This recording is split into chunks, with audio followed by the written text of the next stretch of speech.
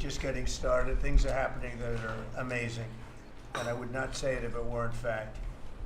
In a few short weeks, we've achieved the most secure border in American history by far, 99.9%, which is a number that nobody thought was doable. Biden thought you had to go back to the legislature to get legislation passed in order to create a secure border. You didn't. You just had to have the right president and the right people working it. Congratulations, by the way, and to Tom. For 2 months in a row, we have set the all-time records for the lowest number of illegal border crossings ever recorded. The number of illegal border crossers released into the United States is down 99.999%. That is usually 100%. So I think it's an amazing tribute. And Christy, congratulations, and Tom and everybody else. It's an amazing job, actually. And it was done very quickly. We officially designated Tren de Aragua, MS-13, and the Mexican drug cartels as foreign terrorist organizations, and we're expelling these monsters from our country rapidly and working with the Department of Justice. Pam, you're doing fantastic. Your people are amazing. We're having some judge problems. Everybody's reading. We're having some judges that don't like, killers, murderers being thrown out of the country, so I don't know what their problem is, but we have little difficulty. We won on the basis of a great border and of getting criminals out of our country. That was why we won every swing state.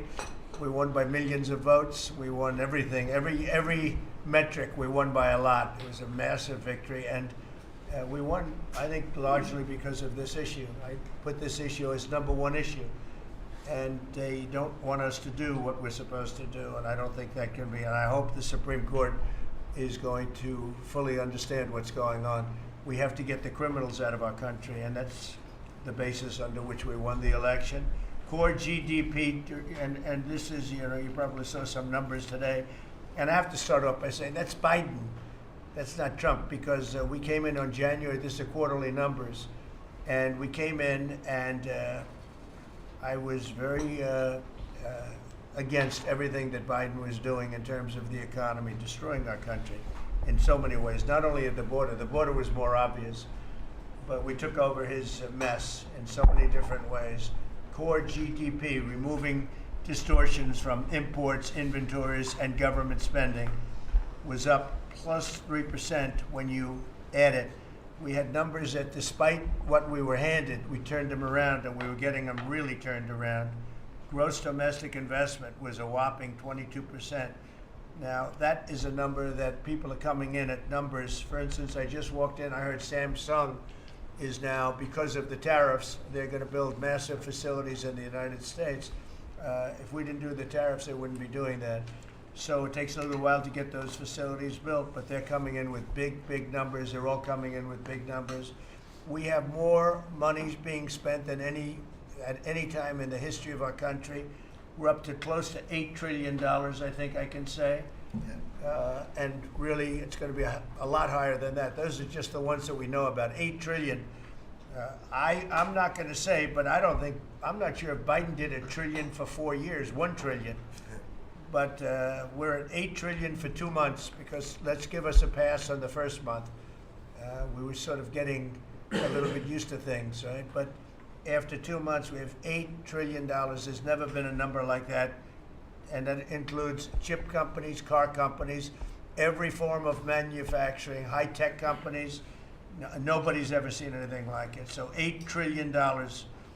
I can talk about gross domestic product, gross domestic investment. I can talk about a lot of things, but to me, the biggest numbers, the kind of numbers that are, and these people are coming in. Our Secretary of Commerce spent the weekend. He went down to Arizona to see what was happening with the biggest chip company in the world. And he said, Howard, you've never seen anything like it. Amazing. You want to just describe what you saw? So they're investing $165 billion in 1,100 acres in Arizona, and they're building the highest tech chip manufacturing, semiconductors, and 4,000 employees.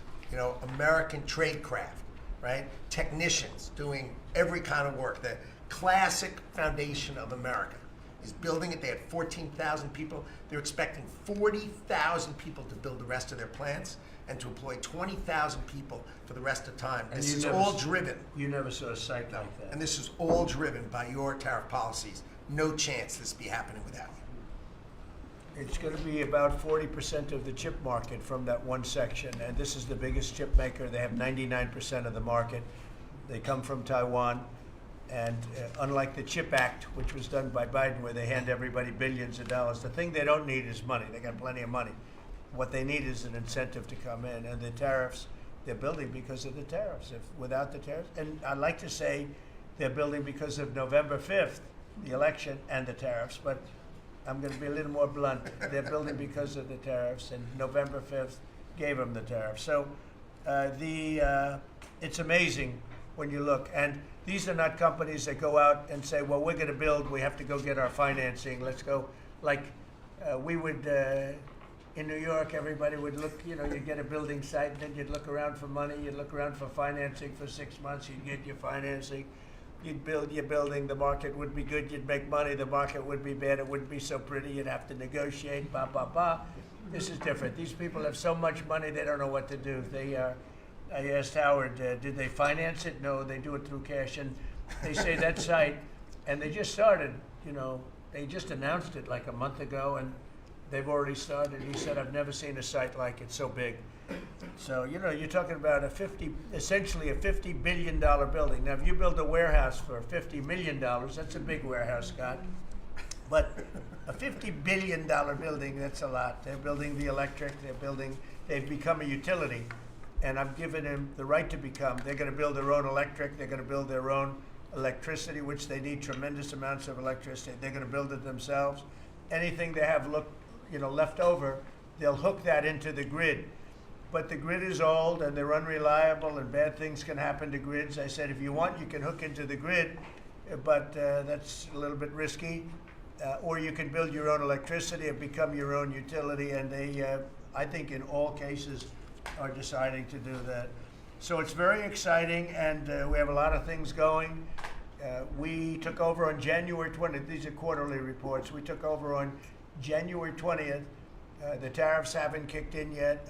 I know that, and I don't want this to happen, but I know that China is doing very poorly right now. I just saw some reports coming out, and I don't want that to happen to China. I like the president a lot, President Xi. I don't want it to happen. I was actually saddened to hear it, but they are getting absolutely hammered in China. And, they're sending boats, the biggest boats in the world, carrying cargo like nobody's ever seen before. These are the biggest boats in the world, biggest cargo ships in the world, and they're coming and they're turning around in the Pacific Ocean. They're doing a big U-turn and going back because they don't want the goods, because 145% tariff. But at a certain point, I hope we're going to make a deal with China. We're talking to China, but their factories are closing all over China because we're not taking their product. We don't want their product unless they're going to be fair with us. And that includes intellectual property and other things. There are a lot of things far beyond just buy, sell. So we'll see what happens. But, I was not, because somebody said, well, were you happy? I said, I am not happy. I want China to do well. I want every country to do well. But they have to treat us fairly also. So with that, I think we're going to maybe go around, and we have some letters where the secretaries and people around the table are making statements about how they're doing and what's happening. And I could start with Pete on the left, because he's my least controversial person at the table.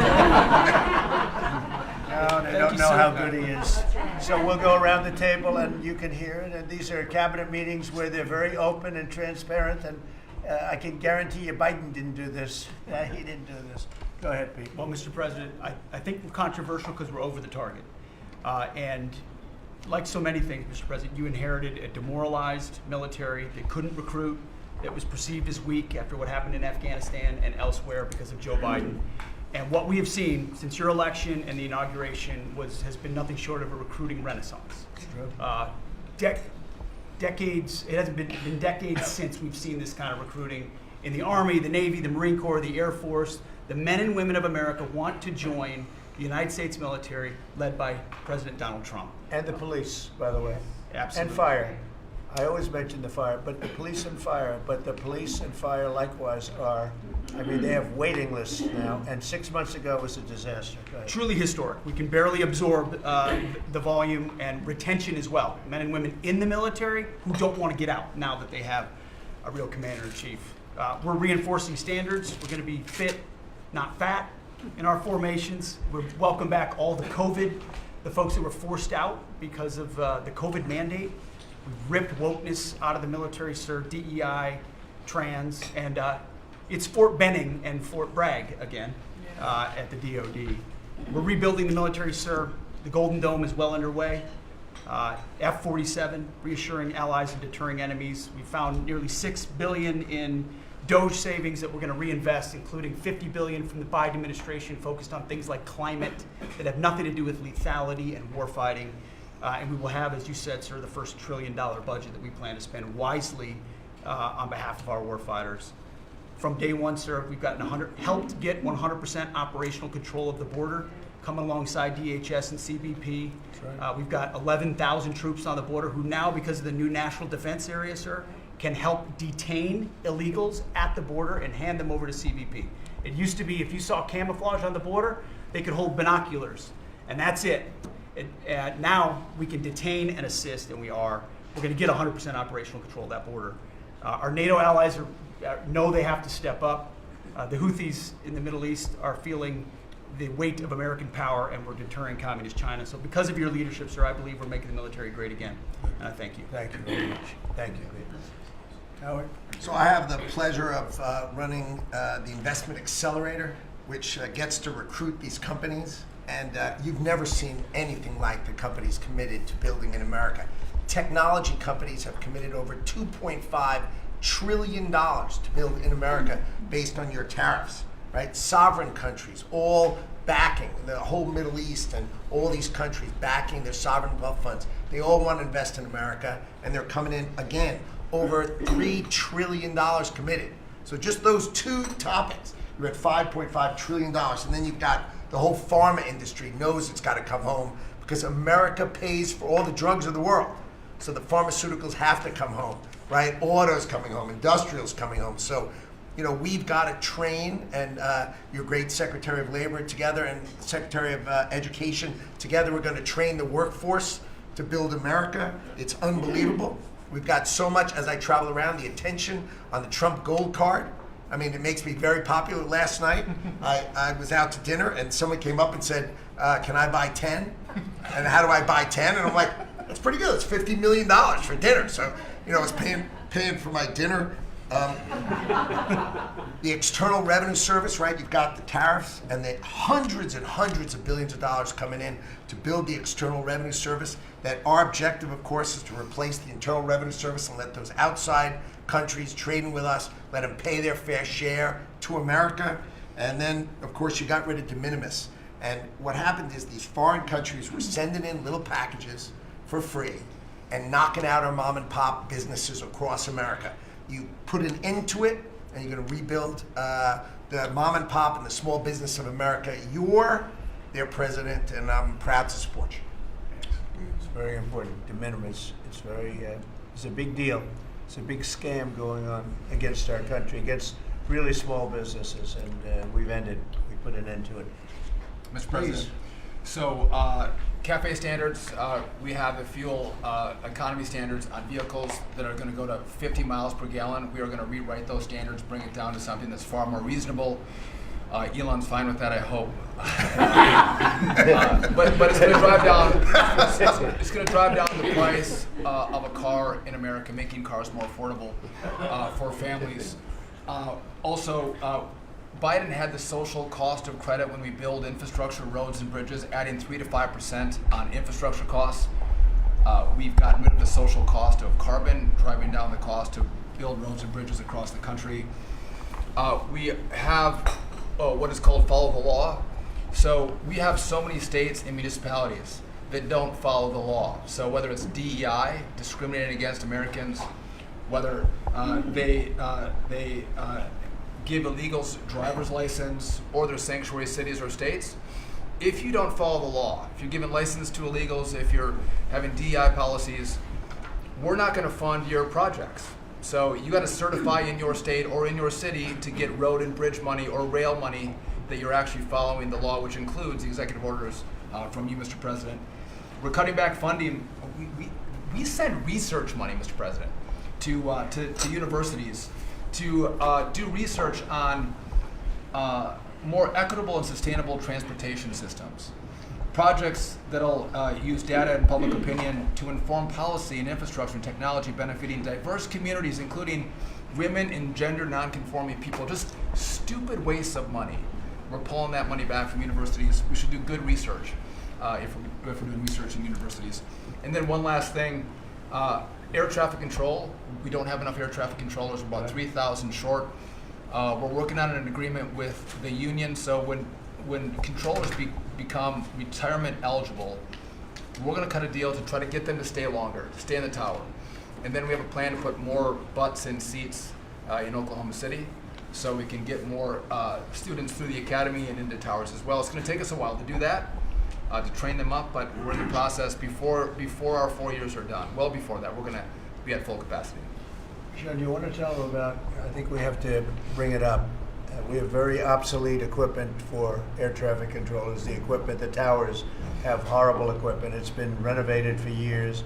The money they spent over the last 4 years, this Buttigieg did a horrible job. They wasted billions and billions of dollars hooking up wire equipment to non-wire equipment to satellite equipment, and a third grade student would know it doesn't work. You can't work it. They wasted tens of billions of dollars. But we want to put a brand new air traffic control system in, and you might want to describe that, please. You and I have talked about this. It's a state-of-the-art system, envy of the world, and it's. I mean, listen. Our system is safe, but you would have hoped someone would have seen that there's a problem with fixed-wing aircraft and helicopters coming in at DCA. Someone should have seen that before we lost almost 70 lives. It's our job to look and see that we have an aging infrastructure around air traffic control. And so if we don't build a brand new system, there's going to be failures and people will lose their lives. And so we need the help of Congress to help fund this, but it's going to be all brand new. And after you build a brand new system, we have the bedrock and the foundation to actually build on top of it. But no one has done this, Mr. President. There's Band-Aid fixes that have happened over the course of 20 years. You can't have a Band-Aid fix. It doesn't get done. It has to be brand new. The technology, it looks like it's out of a 1980s movie. Old computers, floppy disks. We're using copper wires, not fiber. So there are great solutions we have available. That, and by the way, everyone's sick of their delayed flights or their canceled flights. We have more capacity in the airspace, and if we build this brand new system, what you'll have is more efficiency in the airspace, and it will be safer. So the economy will be stronger. We can have more flights and less delays. So I appreciate your support on that, Mr. President. Rebuilding that is very important. You wouldn't have had the helicopter crashing into the plane at 400 feet up when it's supposed to be 200 feet. Right. That would have bells and whistles would have been gone over, and you would have heard the screaming equipment saying there's a problem coming up in 15 seconds. You got to do something about it right now.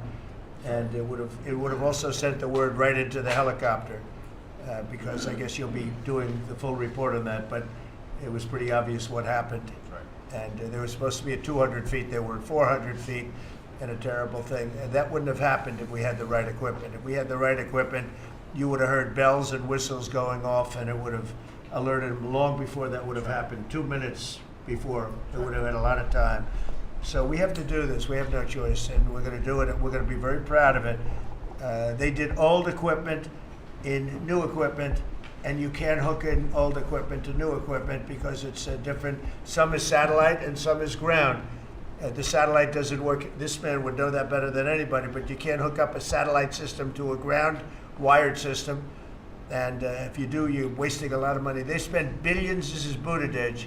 They spent billions and billions of dollars trying to patch a system together. They had hundreds of different contractors, and the contractors were all fighting with each other. We're going to have one great big contractor, like the Great Big Beautiful Bill, which is going along very well. I guess I like Great Big Beautiful, but we're going to have one Great Big Beautiful contractor, whether it's maybe Raytheon, maybe IBM, maybe it could be any one of 4 or 5 different groups, but you put one in charge. They're very big, very powerful monetarily, and they give you a guarantee, and they hook up everything. They do every single thing. So they're responsible for the digging of the ditches and the fiber and every single element. And it's one system that's hooked in. It's not all these hodgepodge systems that don't work together. And it's just a shame.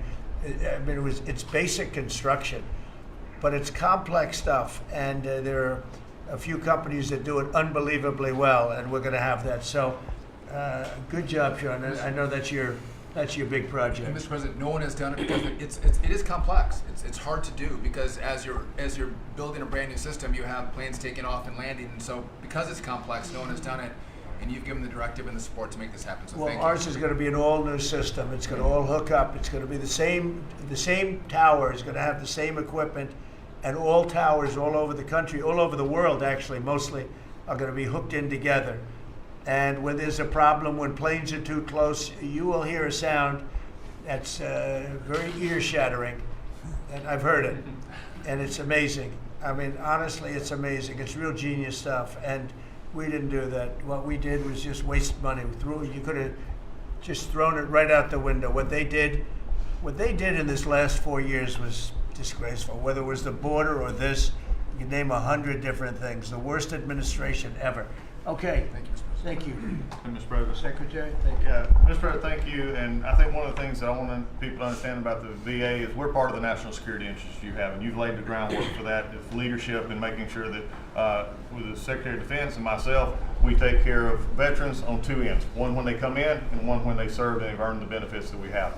And one of the things is if we're not doing our job on our end, then the recruitment and all goes down on the other end because we have a full spectrum. That's what leadership is about. What we found, and speaking in the last 4 years, is we found an administration that wanted to throw money and people at problems, but they didn't want to put leadership in. They just put money and people at it, and we saw wait times stay the same. We saw issues of suicide rates, death by suicide, not change. We saw a homelessness issue barely go down. We saw disability claims skyrocket when you took place, over 250,000 back dislodged, which we're already bringing down almost 40,000 so far just in the last couple of months. But we've also put back what you, and I was in Congress when this happened, and I was glad to see it. The Mission Act is back front and center at the VA. We're actually doing community care. We're actually giving the veteran the choice that they've earned and they deserve, whether they can get their VA care inside our facilities or in the community. It's their choice. It's VA care. We're going to give them the highest quality care wherever they want to go. Also, we're expanding out options for treatments and others for those that are new. We're experimenting and looking at new counseling ideas, all new drug techniques that we can help with PTSD, TBI, the things that are affecting our veterans right now. But also, we've taken the leadership to take people and bring them back into work where they're actually communicating. They're back in our offices. We put thousands of people back in. We're processing more claims daily than we were in the last little bit, hit 1 million before has ever happened, and we're actually bringing it down. And I've actually taken our deputy secretary, and he is actually handling a strike force now to bring down that disability claim, plus our regular work that we're having done. We've also taken almost $300+ million and taken it out of contracts that we've all heard about so far. We were doing contracts for meeting notes and PowerPoints, and if our folks didn't know how to do meeting notes and PowerPoint, go online and learn yourself. We're not going to pay for it anymore.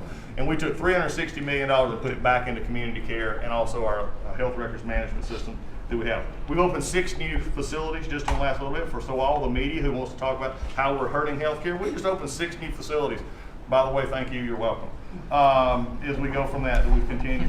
We've also took $11.6 billion in ceiling values of contracts and terminated that we did not need, resulting in significant cost avoidance for the future, but also still maintaining the ability to take care of our patients and also our disability benefits. We've also gotten unity again. We did away with $14 million in DEI spending. We've ended gender dysphoria treatments. We phased that out.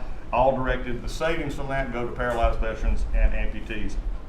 We've also continued to work toward, as you've, in anti-Semitism and also anti-Christian bias that we saw. The biggest thing though, Mr. President, I wanted to state, is you told me when you said for me to take this job, you said take care of my veterans. Well, we've done something in taking that step forward. The veteran is back first at the VA. The VA is not about itself anymore. We're not a self-feeding animal. It's about a service organization that takes care of one of the best we have, and that's our veterans. And that, Mr. President, we're just getting started. Thank you, Doug. How are you doing with the suicide rates? We're getting, it's tough, Mr. President. That's something that we're looking at. This is something that we've had $588 million has been spent over the last, especially 4 or 5 years to be prevention, and yet the number stayed at 17 or 21, wherever you want to have it. We're now opening that back up, taking in nonprofits. We're bringing in others who have things that are actually looking at. I worked with Secretary Kennedy and others on the idea of we're opening up the possibility of psychedelic treatment and others that give us an opportunity. We got to research it, make sure it's good, but it's opening up that possibility. And I think, again, veterans are understanding now that we're putting them first. When I go to these hospitals, they're actually coming up saying thanks. We're back in where we need to be, and we're seeing a workforce develop. So suicide is going to come down. It's also going to take some transition stuff that your Secretary of Defense has been very helpful on. We've got to transfer them out of the military so they come to us better, but we're working on that. Good. Very good. Thank you. Jameson? Mr. President, it may come as a surprise, but this has been the busiest 100 days in the history of the By the way, company. in history, you know, this is the biggest deal ever done.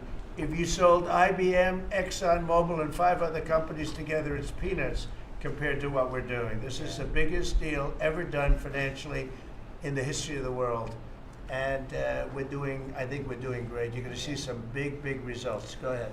And I'll just say something that Secretary Duffy said in his context, because it's complex, no one has done it. So this is something, a reordering of global trade that hasn't happened since the end of World War II. And it's long overdue because we've seen manufacturing offshore under the old global trading system. With the net result of the global trading system is that all the manufacturing goes to Asia and other places. That's a system you have to replace, and that's what you're doing. They said you wouldn't be able to do global tariffs. We did it. They said everyone would retaliate. No one retaliated outside of China. They said no one would come to negotiate. We're talking to dozens of countries. They said no one would have offers. We have dozens of written offers. We have lots of countries in this week. This is like a break for me to come. You have the list. You have the list that you showed me with all the countries that want to negotiate. Sure. They all So want this to negotiate. They want to make a deal. don't zoom in on this. Yeah, this is like a tracker, right? We have all these columns of which countries have come in, when we started negotiations, who gave us an offer, are we in technical talks, and when do we expect to have deals done? Those are some weeks out, but we're working very quickly on this. Thanks to you. Thank you, Jameson. You're going to have a lot of fun for the next 3 weeks. It's fun. It will be fun. Have anything? Mr. President, the last 4 years, the world experienced a total lack of zero leadership under Biden, and then we've had 100 days of your leadership with respect, with strength, starting with there'll be all hell to pay if you don't let our people go. Dozens, over 40 Americans have come home under your leadership. Far more terrorists are no longer threatening the homeland under your leadership, pulling all of these agencies together, including the evil individual responsible for the Abbey Gate bombing, and to sit with the 13 Gold Star families, and you showing that follow-up and that justice has been incredible. But pulling this great team together, Mr. President, everything from revitalizing shipyards to cyber to space, that takes this entire team working together. It's an honor to serve you in this administration, and I think the world is far better, far safer for it. Amen. Thank you very much. The Abbey Gate is really important. This was a horrible thing. It destroyed the image, frankly, of the Biden administration. What happened there was a disgrace. It should have never happened, and Pam is working very much on prosecuting that person. We have the person, and he'll do well. I have no doubt about it. Thank you very much, Michael. So the CIA, I don't know, Radcliffe, I don't know if he's going to say anything. He's probably the one person here that's not allowed to talk about the great job he's done, but go ahead anyway. Mr. President, as you know, at your direction, the CIA has deployed our unique covert action authorities in various places and continents to successfully advance your national security and foreign policy priorities, to advance peace, to end wars, to take terrorists off the battlefield, and to keep illicit drugs from coming into this country and harming Americans. Unfortunately, as much as I would love to detail your accomplishments in that regard, we can't do so in front of this crowd. But you and I both know, Mr. President, that you have had a profound positive impact on America's national security posture, and Americans are safer because of your leadership. What I can talk about publicly is, as has been mentioned, the CIA provided the intelligence that led to the apprehension of the Abbey Gate bomber, who is now being prosecuted by our great Attorney General and providing a measure of justice to those 13 families that suffered as a result of that disastrous Afghanistan withdrawal during the last administration. In addition, at your direction, Mr. President, the CIA has negotiated and secured the release of Americans like Mark Fogel and Ksenia Karolina, who have been wrongfully detained, sending the message that you will forget about no Americans that are being held in other places unfairly and unjustly. And finally, Mr. President, the CIA is being restructured at your direction to focus on our core mission and to eliminate the well-documented politicization that has taken place in the intelligence community from bad actors in the past, to focus on our core mission and to make America safe again. Thank you for the opportunity, Mr. President. Good job. You're doing a great job. Thank you very much. Russell? We're obviously involved in a number of budget bills that are moving, trying to make sure all of your priorities are reflected in the reconciliation, working on our upcoming budget. Wonderful job by the entire cabinet on that front. Details soon on that front. Sending up rescissions bills to Congress for things that Elon has found. But the regulatory aspect is something we don't talk about enough. And right now you've given us a goal of 10 for 1. We are working right now with all of the agencies to rack up how big of a deregulatory agenda that we can have. When you came into office, you basically stopped $200 billion in costs to American families just by stopping the Biden regulatory agenda. That's about $2,000 per family.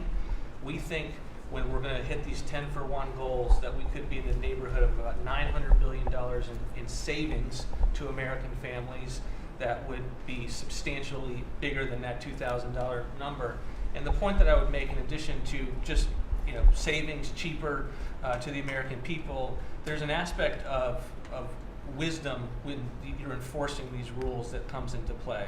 And I'm your regulator for the Consumer Financial Protection Bureau, and we found this small mortgage lender in Chicago. His name is Barry Sterner.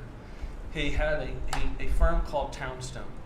And CFPB had gone after him because he complained about crime in Chicago, literally the same thing that the Democrat mayor had talked about.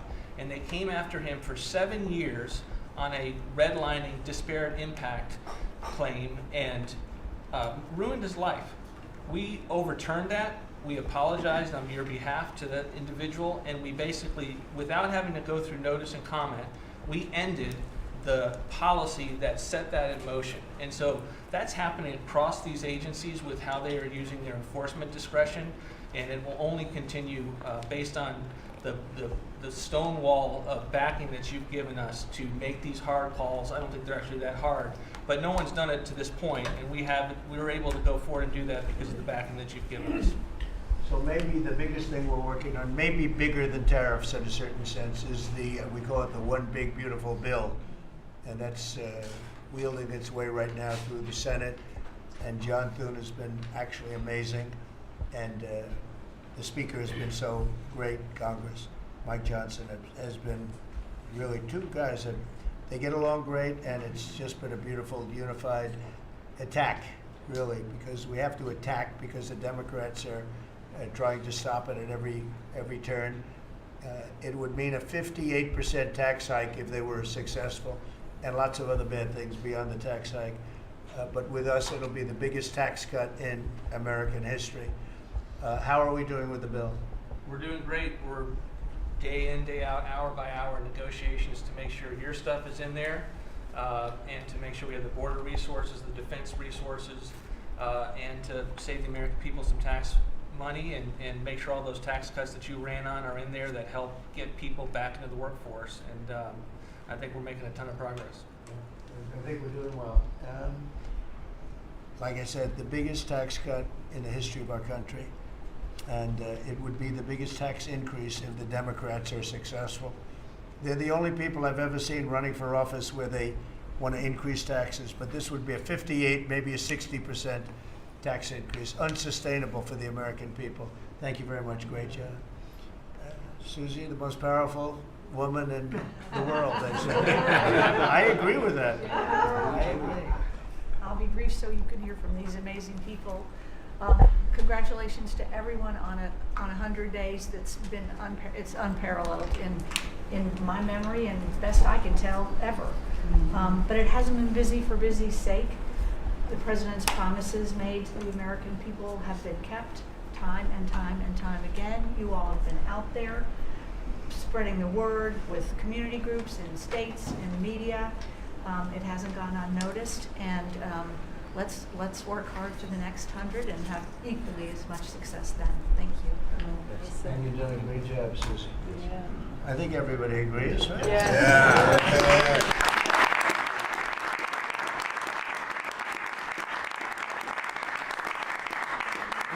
Do we have anybody that disagrees, please? In front of the media. In front of the media. Please raise your hand if you have the courage to do so. Anyway, go ahead. Yes, sir, Mr. President. Thank you. And you made it very clear that you wanted to put America first. And also from day one, you wanted to make housing affordable again, because we do have a housing affordability crisis in our country. And so at HUD, we've been cutting all the red tape and bureaucracy as it pertains to housing affordability and unleashing creativity of our builders and developers around our country and restoring local control. We took down the affirmatively furthering fair housing rule, as you know, which was a zoning tax from Washington. So no longer will Washington be picking winners and losers, but localities and elected officials in different states and cities will have that flexibility. Also, you alluded to securing the border, and such a great job has been done with all of our partners at the table. And at HUD, we want to make sure that the resources that we have now, which is American taxpayer dollars, in the Biden administration, they prioritize illegal aliens over the American people. And so we signed an MOU with Secretary Noem at DHS to make sure that HUD-funded housing only goes to American citizens and no longer will it go to illegal aliens coming across our border. We have about 9 million people living in subsidized housing in our country. 59% of illegal alien families use some sort of welfare program costing us $42 billion a year.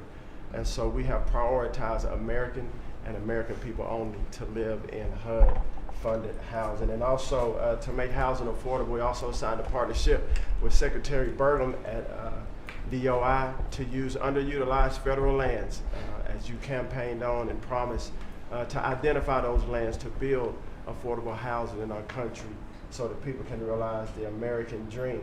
We also restored biological truth, as you did in sports. We have the equal access rule at HUD, which we took that rule down to ensure that at women shelters, that those that enter those shelters would be of the same sex, and that we would protect the ladies of our country. No longer will those that identify as women but are not women be able to enter our shelter, so that we can protect the ladies that we serve. Along with our DOGE task force, we identified over $2 billion in savings at HUD. $260 million at HUD were just in contracts, $4 million were DEI. And so we took those contracts down and de-obligated and sent back $1.9 billion back to the Treasury for the American people. Again, we want to be good stewards over the American taxpayer dollars. And so, Mr. President, thank you for your leadership in this. And we have a tremendous team at HUD, and I'm so grateful to be part of this team around this table to take care of the American people. And I consider it a great honor and humble to do so. Good job. Yes, sir. Thank you. Yes, sir. Appreciate it. Brooke? Well, I'm not sure if anyone's heard, but the price of eggs is down. I know it's news. Listen, sir, today as we celebrate the 100th day, I think that it's just such a joy and an honor to continue to do this work, so thank you for that. We have been obviously very focused on the cost of groceries, specifically eggs led the way, as you have so eloquently discussed over the last few months, and we're holding tight on a very significant decrease, which is great, and investing where we need to there. As I mentioned before the press came in, we have had a massive issue with Mexico on water, getting water to our farmers along the border for decades. When I worked in Texas 25 years ago, we were fighting with the Mexican government over the water then. You got involved about 2 weeks ago. That evening I started conversations, and as of just a few days ago, thanks to Secretary Rubio's great deputy secretary and I have been negotiating, and we hit the best deal, I believe, in history on behalf of our farmers, and thanks to your leadership and your strength on that. And that's a really big deal long term for those farmers in the southern part of the country. On the energy side, I know we've got Secretary Burgum and his partner Secretary Wright, but we often forget that agriculture has a major piece of the energy dominance agenda, not just timber, not just minerals, but biofuels. So we continue to support that great leadership coming from those agencies, and doing hopefully our part as well, and they've been incredible in that. Our farmers have been hurting under the Joe Biden administration. There was a 30% increase in the cost of input, so the cost of doing business for these farmers over those 4 years. When we left the White House the first time 4 years ago, we had a $0 trade deficit with our agriculture products. After 4 years of Biden, that hit $50 billion because they just didn't make an effort. And so obviously that's $50 billion less dollars at a time of very thin profitability for our agriculture community. So the Congress passed because the last administration didn't get a farm bill done either, the farmers were hurting there. So Congress stepped in. I say all that and basically said $10 billion to move out. USDA, fastest in history, that money went out to those farmers that couldn't make plant their crops. And so I'm really proud of that, and you'll hear a lot of that from our farmers today, that this USDA is moving more quickly than any ever before. And we're not organizing money based on the color of skin and other ways, which was how the last administration was moving out. We have canceled $6 billion in contracts thanks to our great friend Elon Musk and his Doge team. A lot of those were DEI, gender, studying transgender mice. Who knew? The racism and pest management, we've canceled all of it. We're going through a major restructuring. USDA is one of the biggest agencies. It's sort of a catch-all, and we're really downsizing and aligning around putting farmers first, which is really important. A big part of USDA though is food stamps. It is perhaps one of the largest, if not the largest, welfare program, and it's a supplemental nutrition program. Secretary Kennedy and I have been working very closely. We were in Texas yesterday talking about nutrition and agriculture. You can't make America healthy again without your farmers and your ranchers as your partner. So ensuring that our food stamp program and those at the bottom end of the socioeconomic ladder really have access to nutritious foods as we're facing an obesity crisis and a chronic disease crisis, which I'm sure Secretary Kennedy will touch on. And the final thing I'll say is this morning, Secretary Noem and I, together, and I brought a picture because I think this is important and it goes to why we're here. This is a South Dakota ranching family named the Mods. They are a fifth generation ranching family. Charles Mod, in his 30s, bought the ranch from his granddad, I'm going to show the press, when he was 17 years old. Those beautiful children, Lyle and Kennedy, his wife Heather.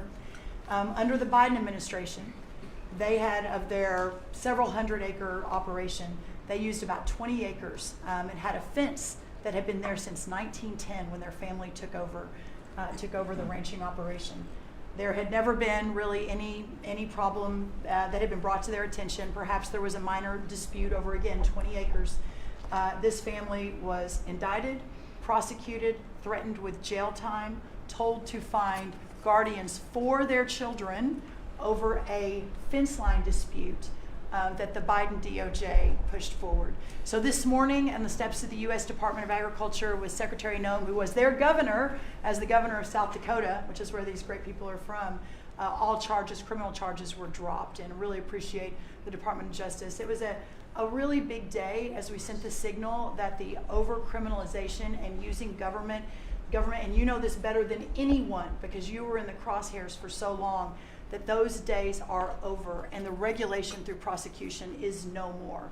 And so this family is one of many that we'll now be talking to ensure that never happens again. Thank you. Thank you. Great job.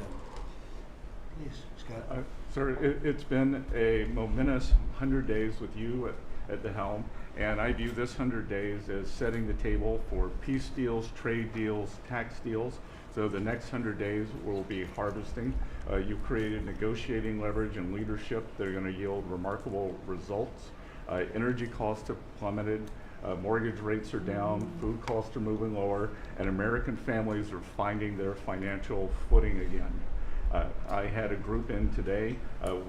America, under your leadership, is on the verge of becoming an AI superpower. That our economy had become barbelled. We had high tech and finance on one side, natural resources led by energy, which the previous administration tried to kill on the other, and you're filling in between with precision manufacturing that we're going to be bringing back through good trade policies, good tax policies. Under the DOGE at Treasury and the IRS, cost, tech support, and efficiency have increased. We have the IRS revenues are up, and thanks to the young man sent over by DOGE, the IT update that began in 1990, which was begun before he was born, is going to be finished during your term.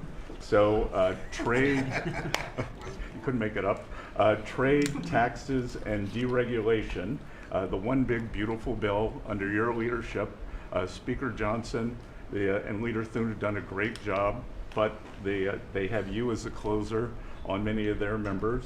And I'll just close by saying economic security is national security is economic security, and it's never been better. We're rebuilding it, and as I said last week at the IMF and World Bank conferences, America first does not mean America alone. Under President Trump, it means leadership. Yeah. Well said. Thank you. Are you busy enough? He's doing a great job. Thank you very much. Mr. President, thank you, and thanks to the cabinet. So at the risk of insulting everybody else at the table, I believe that I am the youngest member sitting at the table. And it occurred to me that from the time that I was born to the time that Donald J. Trump was inaugurated just a few months ago, we went from, again, 40 years, we went from the world's manufacturing superpower to one in which we depend on the People's Republic of China to make the things that we need. We went from the proudest military in the world to one in which we failed to meet our recruiting goals. And we went from one in which bipartisan border policy was the consensus of both Democrats and Republicans to one in which we allowed 20 million people to run roughshod illegally over the countryside, causing crime, causing a stress in the welfare system. And again, that happened over the lifetime of the youngest member of the cabinet. And what has happened in 100 days is that we've started to reverse every single one of those negative trends. And I think what it shows to me is that the president, and you sit in the Oval Office and you see these portraits of presidents past, and let's be honest, most of them have been placeholders. They've been people who have allowed their staff to sign executive orders with an auto pen instead of men of action. And the reason the media attacks this administration as chaotic is because the president is solving the problems the American people set about to solve. He's actually doing the things that he promised that he would do. And Mr. President, it's been an honor to be part of it for the past 100 days. And let me just make one other observation, because it's interesting. I've seen the data, I've monitored it, I've looked at it, but the most underreported fact of the first 100 days is that we came in with a massive recruitment shortfall. And in 100 days of Secretary Hegseth and President Trump's leadership, we now have people breaking down the doors to join our military. To the media assembled here, it's a really interesting question. Why has that happened? Completely aside from the fact that I think it's a good thing, or I think that President Trump deserves political credit for it, why did we go from a military where people didn't want to serve to now all of a sudden they do want to serve? That's a story you guys should cover, But compared to that, how much time have you instead focused on the fact that we deported an MS-13 gang member with a valid deportation order? And why is it that the press is so focused on the fake BS rather than what's really going on in the country? I think that what we've shown, sir, is that you can do a lot. You can do a lot in 100 days, but you've also unfortunately revealed that too much of the American media hasn't learned the lessons of the past 40 years. Thank you, sir. Thank you very much. Thank you. Pam? Please. President, your first 100 days has far exceeded that of any other presidency in this country, ever. Ever. Never seen anything like it. Thank you. Your directive to me was very simple: make America safe. And despite that, we've still been defending over 200 civil lawsuits filed against you. On top of everything else, I think I'm representing every one of you in this room in some capacity. And no, you will not be arrested by the U.S. Marshals. Over 200 lawsuits, over 50 injunctions, and now we've got multiple cases in front of the Supreme Court, and we will succeed, and we are doing great in front of the Supreme Court, President, and we'll continue on with that. I was at DEA yesterday, and they said to me, you, Donald Trump, have taken the handcuffs off of DEA agents. And as a result of, since you have been in office, President Trump, your DOJ agencies have seized more than 22 million fentanyl pills, 3,400 kilos of fentanyl since you've been your last 100 days, which saved, are you ready for this, media? 258 million lives. Kids are dying every day because they're taking this junk laced with something else. They don't know what they're taking. They think they're buying a Tylenol or an Adderall and a Xanax, and it's laced with fentanyl, and they're dropping dead. And no longer because of you, what you've done. ATF, since you've been in office, President, along with DOJ agencies, seized 14,500 guns off the streets. Why aren't people reporting that? 651,000 rounds of ammo. That's up 151% from 2024. That's keeping America safe. We've rescinded death penalty. We are now seeking the death penalty on cases. I'm signing death warrants. We are going after terrorism. We are going after arsonists. Whether you're burning Teslas, we will see. We've arrested 9 people so far in 7 jurisdictions. No negotiations, 20 years in prison. Or you're burning down the governor's mansion in Pennsylvania. We will be there to protect you. And I've been talking to Governor Shapiro, and he greatly appreciated you reaching out as well. ISIS terrorist, we got one in New York, right around the corner. We got an ISIS terrorist in New York. We have an October 7th task force. We just broke up a huge human trafficking ring by the Sinaloa cartel. 1,000 pounds of methamphetamine on our streets. Ton of fentanyl, 20,000 Molly pills. Those are the drug of choice among at clubs and bars for young kids. They were fake, but you know what they had in them? Fentanyl. That's 20,000 lives saved because of you right there. We brought back 29 cartel members from Mexico at your direction, and one killed the Kiki Camareno, a DEA agent, in 1985, and many of us got to talk to his widow and his son, who is now a judge. And they started crying. They have tried to get that guy back forever. And thanks to so many of you in this room working together, they have justice. They were crying on the phone because of what you did, President Trump. Thank you.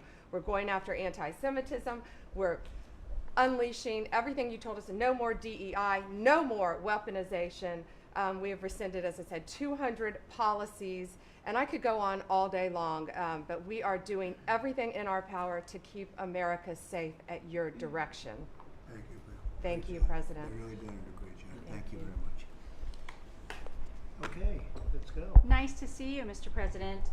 Well, first of all, I think what you've heard amongst this team is the leadership, because it's given us the latitude really to collaborate amongst each other, not only in this room, as Jameson mentioned, we kind of get a break for a couple of hours here, but we stay in contact actually every other day that we're working for you. And I think what that says is, I was speaking to, for instance, the Farm Bureau of Texas yesterday. I'm not the Ag Secretary, but it matters to the workforce. I'm working with the other secretaries, Letnick and McMahon, on education and the workforce investments that you've asked me to do, because as you've come in and negotiated these great repatriation of these companies and the investments, we're going to need that workforce to build back this economy. And I couldn't see that more as I've kicked off my 50-state tour. We've been in 5 states so far. We'll finish all 50 states by the end of the year. And what we're talking to is the American workforce and these companies about what the market demand is. That's the difference, that we finally have made that connection. What do they need? How quick do they need it? And how fast can I get these either apprenticeships toward that million that we've put that lofty goal? We've already added 80,000 new apprenticeships already just since January. So at the Department of Labor, that tour is kicked off, and I couldn't be more honored to be on the ground and see my colleagues that we're passing in the skies, but we're on the ground together because we're all collaborating together. One of the things that we're talking about, illegal immigration, I have put states on notice. I warned all 50 governors that if they continue to reward illegal immigration by treating unemployment benefits as a handout, they're going to lose their federal funding as well. We can no longer continue to give unemployment insurance to illegal immigrants, and so I've let those governors, and I sent out that letter last week. We also eliminated discriminatory DEI offices within the department, specifically the Office of Federal Contract Compliance Programs. Most of our federal contracts were really just to focus on DEI enforcement. We were really punishing a lot of these companies. If they weren't complying, they weren't going to have a federal contract. We've let go of that program completely. $4.4 billion in unspent COVID funds came back to the Treasury from the CARES Act. Billions were collecting dust in these coffers, in the state coffers. We've asked for that money back to return to the Department of Treasury. We saved $250 million by canceling America Last, is what I call it, foreign handouts, including funding for things like transparency and accountability for Uzbekistan cotton industry. It doesn't make sense that we're funding these foreign, and thank you to DOJ and to the government efficiency of what we have found with the fraud that we're seeing. I mean, some of these things are so ridiculous you can't believe it. No, I write them down and I read them more Uzbekistan than once. cotton Like this farmers? county trade. Yeah, it doesn't It make sounds like sense. a comedy sketch. That's right. And so again, with the executive order preparing Americans for high-paying, skilled trade jobs of the future, that's our goal. The trades is where we're being focused, but all companies, and we want to make sure we're on hand for that. And what I want to say is thank you to government efficiency, because you asked us, when this transitions out, will our departments and our agencies continue that government efficiency? And I think that we've surpassed that in the Department of Labor. Out of our 14,000 federal employees, 3,000 have taken the DRP, and we offered it again. So over 21% have taken that offer. And we'll keep our critical workforce, MSHA, OSHA, and wage and hour, and make sure our workers stay safe. So with your leadership, Mr. President, I couldn't be more honored to serve. I know we were probably the last to know each other, but we're getting to know each other well. And the team that you have assembled is really an honor to serve with. So thank you, Mr. President. Thank you. You're doing great. Thank you very much. Chris, please. Mr. President, you ran on unleashing American energy. And 100 days have shown the tremendous impacts that can arise from the unleashing you have enabled. I'll just hit a few highlights. Number one, oil, gasoline, and diesel prices are the lowest they've been in years. How does that happen in 100 days? That's a messaging. Your message that we're pro-energy. We're not against energy, we're for it. That sends a message to the marketplace that supply is easier to grow now and supply will be coming. And that's already led to tremendous savings for American consumers across the country. And we need not only more affordable energy, but we need a lot more energy. One highlight I think a couple of us have touched on is AI. This is a new emerging critical industry that's very energy intensive. It is not acceptable for the United States to not be the leader in AI. We must win the AI race and lead in that, and that's going to take a lot more energy. If you had not won election, we would not have won the AI race. Full stop. Energy would not have been there to enable us to win. Reshoring of manufacturing. These trillions of dollars you led off with, it's going to come back to our country to make chips, to make steel, to make automobiles, to make artificial intelligence, to make all of these industries we've outsourced. That's only going to be possible with way more American energy. But we have that energy. We have those resources, we have those businesses, we have those capitalists. We just need to stop standing in the way of them and follow the lead you've set, which is to enable them, not to subsidize them, not to help them, to enable them to invest American money and create American jobs here. Regarding our balance of trade, the second largest export of the United States is liquefied natural gas. Second fastest. In the next few years, it'll be our largest export in our country. But yet, 18 months ago, the Biden administration had said, we're going to stop issuing permits for new LNG export terminals. That's just nuts. That's a great competitive advantage we have, huge balance of trade driver, a huge industry just coiled and ready to go. I just came back from Poland last night. They are thrilled that America's back in business again and that the rest of Europe can get off of Russian energy and can enable their own economic growth with secure, reliable, affordable energy from the United States. Also witnessed the signing ceremony for a deal between two large American businesses to build a huge nuclear power plant in northeastern Poland, the first of this design built in Europe. It'll be the first of many. I spoke with many other nations over there. They want to buy more American gas. They want to get American technology. They want to have a partnership with us. And they shared the message I delivered to Europe in my keynote remarks is that unleashing energy is the way you make your society safer, more prosperous, more free, and that these sort of over-the-top climate alarmism doesn't do anything to help the environment of our world, but it does impoverish people, it does reduce the security of your nation, and it makes you weaker. I think that's a constant message many of us around this table have brought to Europe. We want our friends in Europe standing up again and leaning in. A lot great is happening under your leadership. We're unleashing consumer products that Americans wanted to buy that Biden was making illegal. I'll be in Georgia on Friday at Renai's manufacturing plant. Tankless natural gas water heaters. Incredibly popular product. They almost became illegal.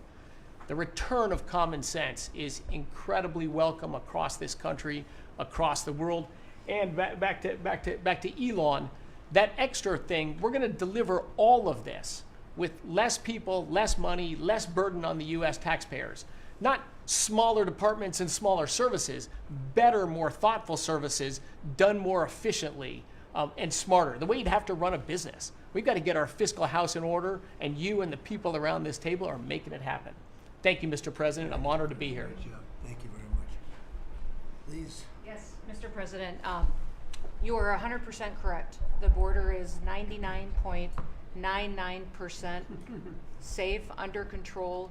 You have completely reversed the entire situation. In fact, the day before yesterday, I was down in El Paso, and those Border Patrol agents are so impacted by how you have changed things in a year. They have put up huge pictures that say, under the Biden administration, the mobs of people that were pushing through razor wire and trampling children, and the chaos and the violence that was happening at that same location, they have a picture there that says, this is what the Biden administration looks like, and this is what the Trump administration looks like. It's peaceful. People who do business between Mexico and America are coming through. They're doing it legally. They're following the law, and it's all because of what you've done and what you've empowered them to do. The recruitment for Border Patrol is through the roof. For ICE agents, they want to be a part of ICE because they recognize they actually get to do their jobs. I have the Coast Guard too. Coast Guard recruitment is up over 20% just in the last 60 days. Everybody wants to be a part of what the heritage is of this country. We've repositioned the entire Coast Guard fleet to focus on border and drug interdiction. As we've secured the border, the cartels have gone to the water and are going out in maritime waters to move their drugs into this country. The Coast Guard just in the last 2 months has taken into custody over 126 tons of cocaine, millions of doses of fentanyl. It's just amazing. And the aliens that they are deporting is incredible too. We've been working with all of them. The one thing that I want to point out is the fake news has been saying that Biden deported more people than you. And it's an absolute lie. And they're letting the Biden administration get away with manipulating and cooking the books. What they're counting for the Biden administration is every single person that came to that border that they processed and let into this country. They're allowing Biden to say that was a deportation just by processing somebody and letting them come into the country. It's absolutely false. It's not true at all. You have deported over 250 known terrorists. You've deported thousands of foreign terrorist organization members and gang members, hundreds of thousands of people that were in this country illegally. We've collected $30 billion worth of tariffs through CBP, and we've also collected millions and millions, hundreds of millions of fines and penalties from people that have overstayed here in this country. So I just want to thank you. You've been a game changer. I want to thank Pete for his leadership at DOD and what they've done. I want to thank Marco for his diplomacy and getting us travel documents into these countries. Mexico has finally come to the table and now is going to take a lot more people that we're able to send back to that country. And the president of Mexico told me, sir, she turned around over 500,000 people in Mexico before they ever reached our border. We should be counting those as deportations because they never even made it to the border because she turned them around because you forced her to. So those are all people that never even came here because they got the message because you were so aggressive. So thank you for what you're doing, and every day we get to get up and do jobs that matter, and we appreciate that. Tom is doing a great Oh, job. yeah, Tom's a great messenger for us. He just, yeah, he's hardcore. Yeah, thank you. He is hardcore. Yeah, he is. No question about it. Kelly? Mr. President, it's such an honor to serve in this administration and on behalf of Main Street America for our 34 million small businesses that make up 99% of all businesses in this great nation. I have to tell you, under your leadership, Main Street is open for business again. They're thriving and they're investing. And the data that we have at the Small Business Administration, the loans that we're putting out, a record 26,000 loans in your first 100 days means that 2,000 small businesses each week are receiving that funding, that investment in the future. Small businesses create 2 out of every 3 new jobs in this country, and we've already seen under your leadership the jobs economy is back, manufacturing jobs are back. We've seen a 38% increase in manufacturing loans. We put out 1,500 manufacturing loans in your first 100 days. We saw startups increase by 54%, and we saw businesses under 5 people increase by 95%. So your leadership on the economy matters to every region of this great nation. I'll tell you, on the manufacturing front, I'm out on a national manufacturing tour. We've met with 250 manufacturers, and as I walk through the factory floors, they all ask me to thank you for fighting for their jobs, for these industries, and for the people who are creating things from pharmaceuticals to aerospace, to food, and all these essentials that this nation needs to be independent and strong. And to that end, I'm working with Congress. We'll be announcing tomorrow an upsizing of our manufacturing loans to make sure that that economic engine, because 98% of all manufacturers are small businesses. It's incredible to walk through these factories that are really creating what you had in your first administration, the blue collar boom. It's now a new collar boom because it's the intersection of technology and manufacturing and what they can create for our war fighters, for our aerospace, for pharmaceuticals with less than 300 to 500 employees, sometimes 100 employees. I was at a factory in Georgia on Monday that is creating machines to help with the Iron Dome in Israel. Less than 50 employees. This is the engine of our economy. It's the heartbeat of our communities. It's the small businesses that helped elect you because they needed your economic agenda. So thank you, Mr. President. It's such an honor, and congratulations on an epic 100 days. I do have to thank Elon. I do want to note, we just cut $3 billion in contracts because of Doge's work. That's $3 billion that hardworking families that won't have to work until April 15th to pay for the waste, fraud, and abuse that we continue to find in this government on behalf of taxpayers. So again, thank you, Elon, as Thanks, well. Kelly. Thank you. Great job, Kelly. Thank you very much. Elon, I love the double hat, by the way. Yeah, thank you. He's the only one that can do that. You don't get away with it. Well, Mr. President, you know, they say I wear a lot of hats. And as you can see, it's true. Even my hat has a hat.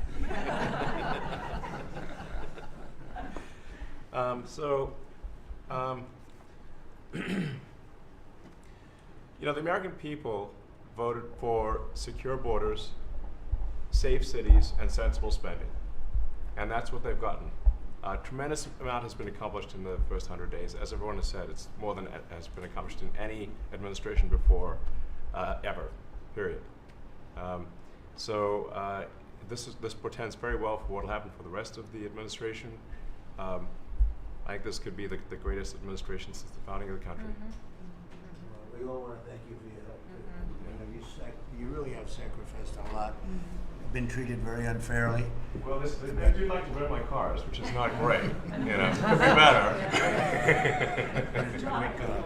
But you have been treated unfairly, but the vast majority of people in this country really respect and appreciate you, and this whole room can say that very strongly. You've really been a tremendous help. You opened up a lot of eyes as to what can be done, and we just want to thank you very much. And you know, you're invited to stay as long as you want. At some point, I guess he wants to get back home to his cars and his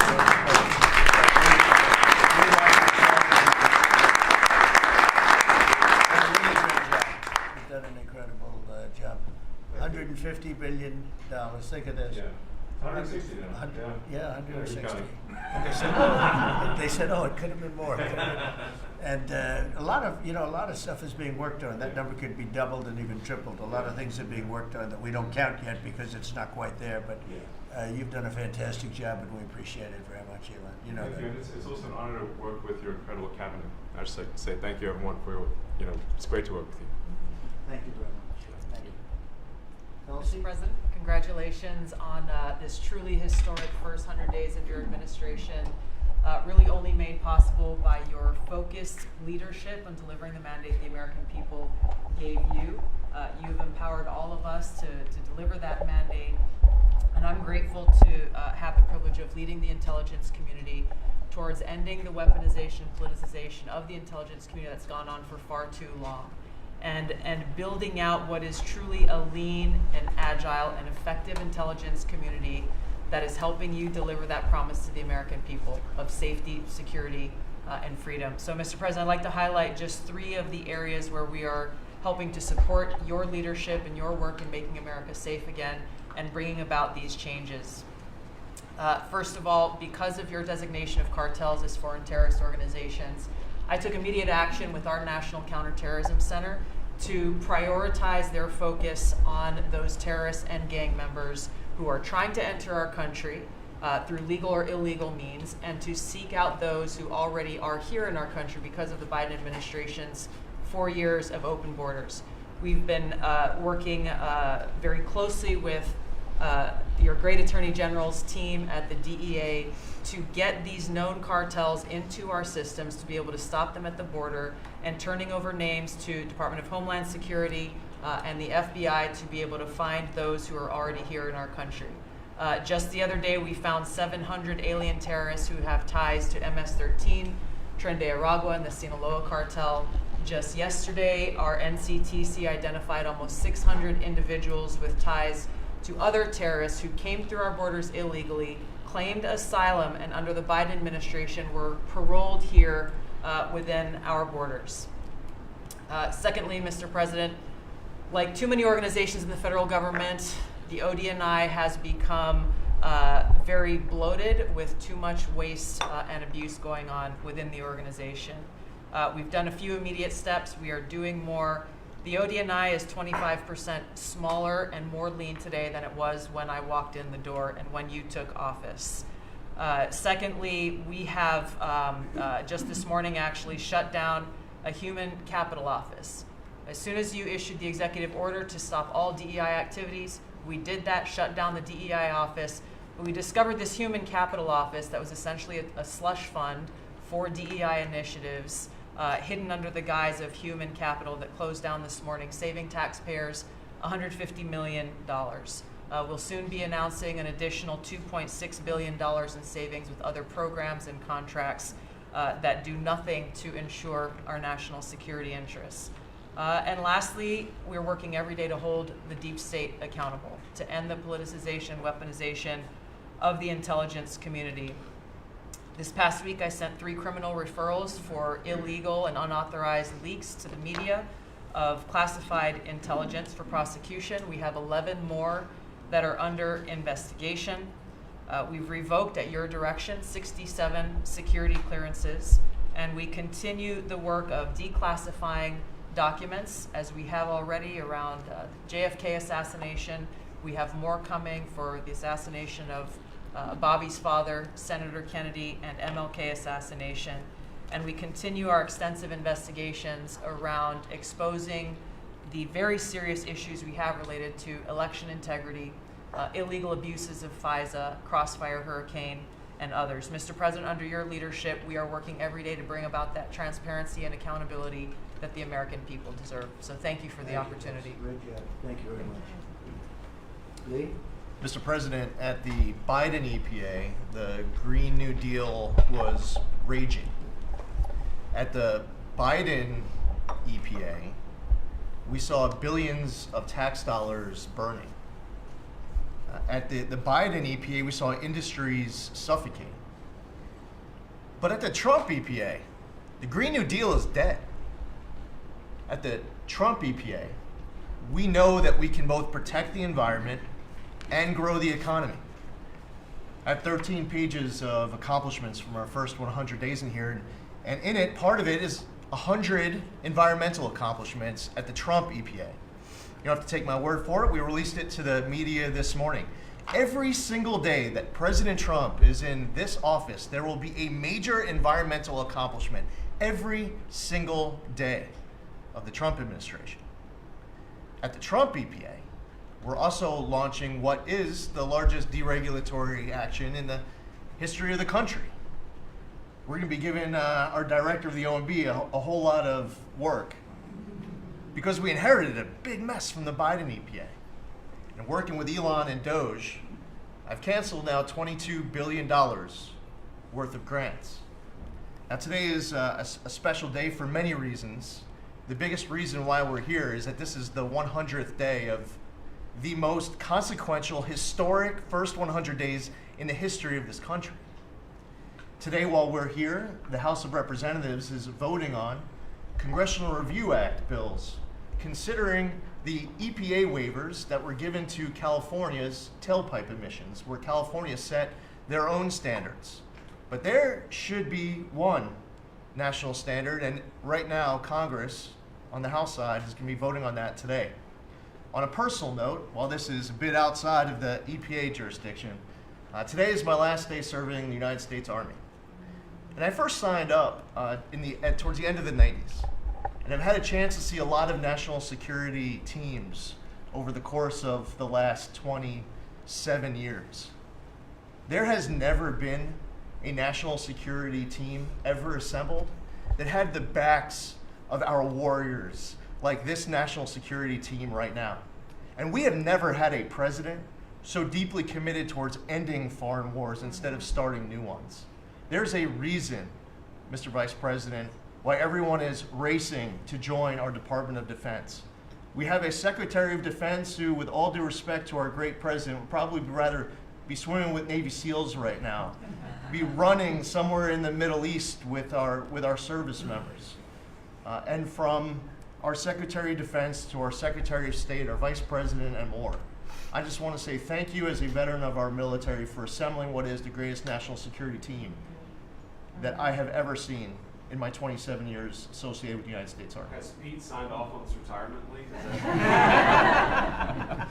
Welcome to the VA.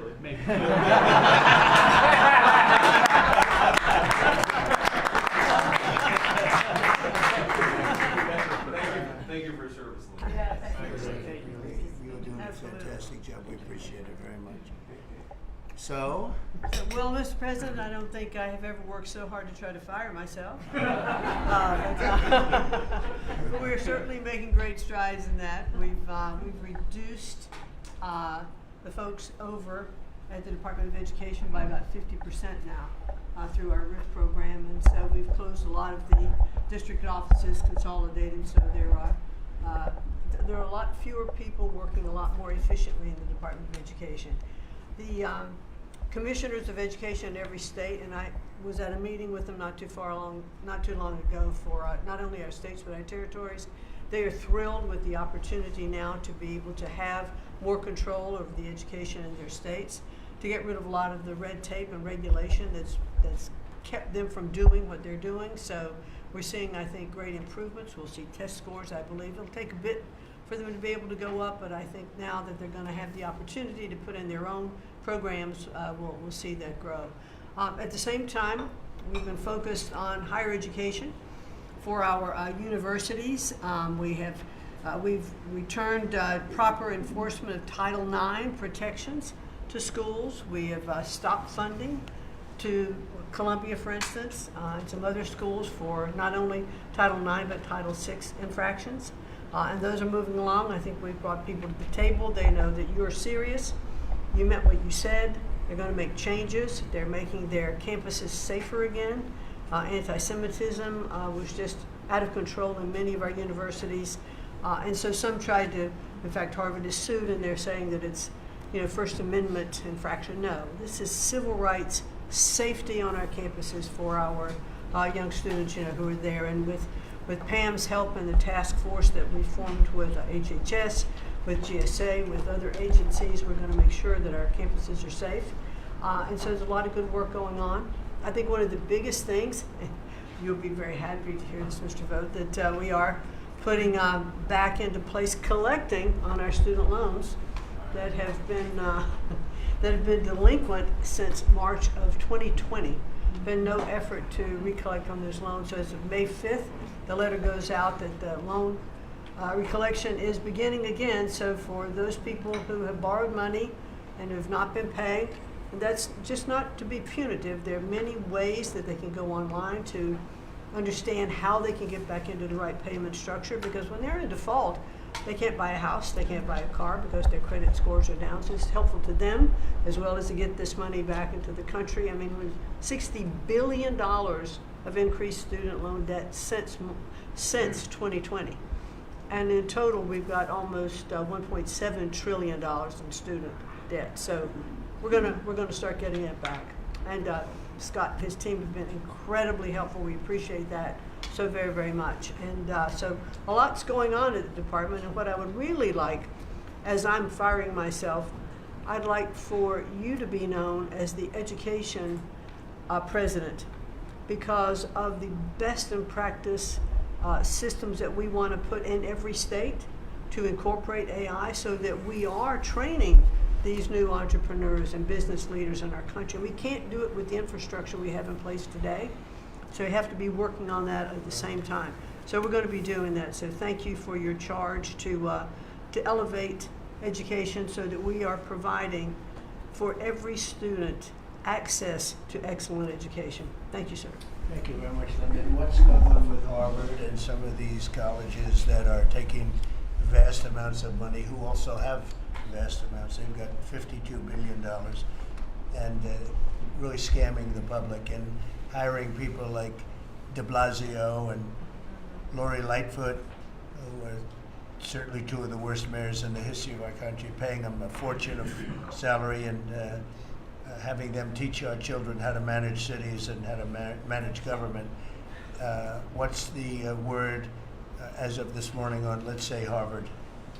Well, we're negotiating with them. When we went back to them to say we'd welcome them back to the negotiating table, their response was a lawsuit.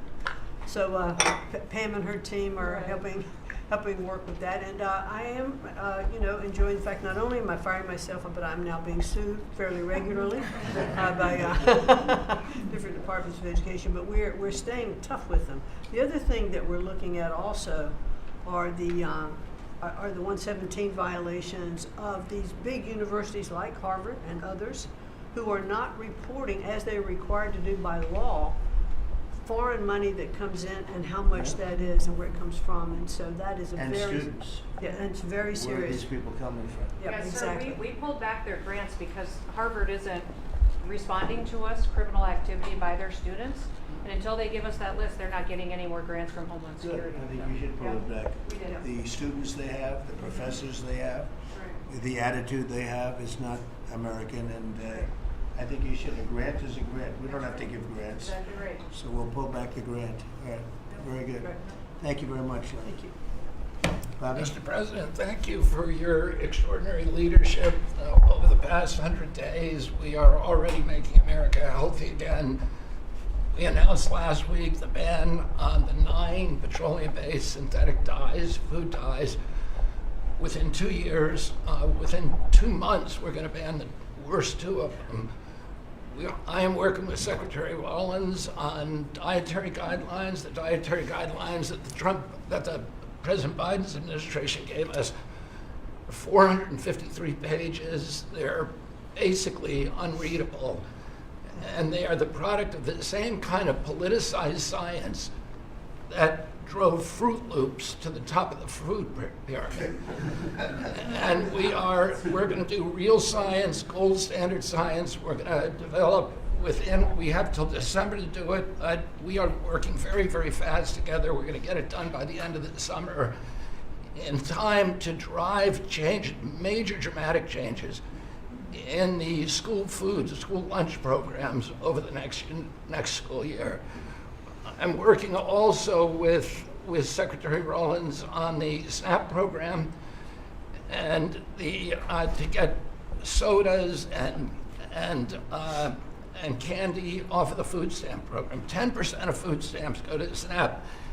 And I want to thank you for your courage. You are a business-friendly president, probably the most business-friendly in our history, but you're also willing to stand up to very, very powerful businesses, and you've shown that again and again. Secretary Rollins had the soda industry come and knock on her door very much, very loudly, and they said to her, well, the SNAP program is not supposed to be about nutrition. She pointed out to them that there is no nutrition in a soda. And they said, well, it's not supposed to be about nutrition. And she said to them, the name of the program is Supplemental Nutrition Assistance Program. So it is about nutrition. And we shouldn't, we have 38% of our kids are diabetic or pre-diabetic, and we are paying at both ends. We're paying for the food-like substances that make them diabetic, and then we're being bankrupt. We're spending $1 trillion a year on metabolic dysfunction. It's existential and it's not sustainable. I visited Arizona, West Virginia, Utah, and Indiana in the last 2 weeks, who have all applied for SNAP waivers. We're encouraging, thanks to Brooke Rollins' leadership, all the states to apply for those waivers. I also visited Utah, which is the first state to ban supplemental fluoride. Florida yesterday passed a bill to ban supplemental fluoride. I'm confident Governor DeSantis is going to sign that. We are working, Lee Zeldin and I are working together to change the federal fluoride regulations, to change the recommendations, and we're looking at the science now. I want to point out that in August, the National Toxicity Program, which was an arm of the NIH, did a meta-review of all the science on fluoride and found that there's a direct inverse correlation between fluoride exposure and lowered IQ in children. So the more you get, the stupider you are. And we need smart kids in this country, and we need healthy kids, and thank you for your leadership. We're going to get there. We're reviewing the GRAS standards now we're revamping them to get 10,000 ingredients that are in our foods. The Europeans only have 400 ingredients. We have 10,000.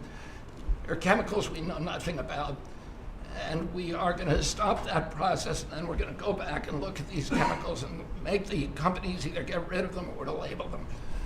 We've launched Operation Stork Speed, and we're going full speed ahead to make sure that we have good, high-quality milk for children.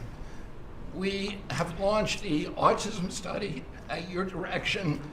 By September, we'll have some of the first answers. Within 6 months of that, we will have definitive answers, not only for autism, but for the etiology of a whole range of autoimmune diseases that have become epidemic in our children. We have ended HHS as the role as the vector, the principal vector in this country for child trafficking. And during the Biden administration, HHS became a collaborator in child trafficking and for sex and for slavery. And we have ended that, and we're very aggressively going out and trying to find these children, the 300,000 children that were lost by the Biden administration. And we have ended funding for gender mutilation, surgeries, and other kind of gender dysphoria practices. And thanks to Elon, we have saved $67 billion at our agency without compromising any of our critical programs. Mr. President, I want to thank you for your vision, for your leadership, for giving me the 100 busiest days of my life, and most exciting and most rewarding. And there's over the next 100 days, we're going to do much, much more. That's good. Thank you very much, Bobby. Very good, very important. Thank you. Doug, please. Well, President Trump, on your first day in office, you wisely declared a national energy emergency. And this was essential because it was the signal that we're going to go 180 degrees from the disastrous and dangerous Biden policies that were based on a climate ideology that was the root cause of the inflation in this country. It was the root cause of wars abroad. It was the root cause of our manufacturing disappearing from our country. We can't have energy security. Without energy security, we can't have national security, and you understood that. But now with everything that's flowed from that, dozens of other EOs that you've done, America is back in the energy business. As Chris said, there's been a signal that's sent around the world. Capital is flowing, coming back in. The smart money is coming to this country. And now you've given us a chance to win the AI arms race against China. We know we're up against a formidable competitor. China opened up 94 gigawatts of coal in the last year. That's more than all of California and all of New York combined in the last year. We've had presidents in the past, the Biden administration, that were running away again under this climate ideology. You've embraced baseload power in this country. I'll never forget standing in the East Room with you, surrounded by the coal miners around this country, where you said, hey, big, beautiful coal. As we work to try to identify the balance sheet of America, our earliest estimate is that the coal resources in America, just on public lands, could be worth $8 trillion with a T. That was all going to be taken off our balance sheet if we weren't going to touch it. But now we're back in the business. I was 1,800 feet underground in a coal mine in Alabama a couple weeks ago. They do metallurgical coal. Without metallurgical coal, we can't produce steel. This is a plant. This is a plant that would have been in a mining operation that would have been shut down under the Biden administration. What we're doing here, back in the business, we're doing leasing. We're leasing for oil and gas. We're leasing for timber with Brooke Rollins. We're leasing for grazing. We're leasing for critical minerals, which is key. And when we lease the public lands appropriately and by the law to do that, we're bringing in revenue. We're bringing in jobs. We're helping strengthen America. And so we're treating our natural resources like the American balance sheet they are. And America's resources, the 700 million acres of surface that's public, the 700 million of subsurface, the 2.5 billion offshore, all contain what we need to have self-sufficient supply chains.